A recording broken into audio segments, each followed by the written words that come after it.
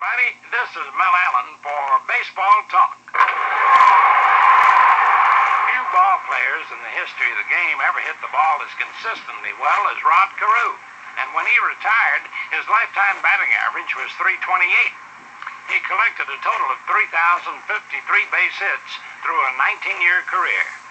Rod was a natural hitter who possessed fabulous ability. I really been lucky, and I was blessed with good eyes and hand coordination. And I think I've worked a lot at hitting. I think to me it's not as hard as a lot of guys make it seem. I know what I want to do when I walk up to home plate. I know what I want to do with a certain pitch, and I react right away. Some guys walk up to home plate, they have no idea what they want to do, so they make an easy out for themselves. How'd you feel about the comparisons made between yourself and other greats? Well, it's fun because, when people talk about Honus Wagner and they talk about Ty Cobb and they talk about Stan Musial and Ted Williams and some of the great hitters, and they throw my name in there, these are guys that I grew up reading about and admiring from afar.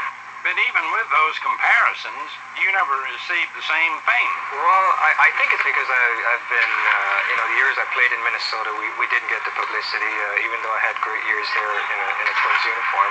I didn't go out and sell myself. To me, coming out here and getting in between the two white lines is what I wanted to do. That satisfied me more than going out and being in front of a camera. I'm a very private person.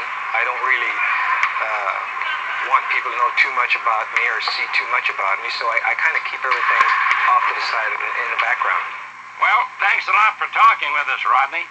And that's all for now, folks. This is Mel Allen for Baseball Talk.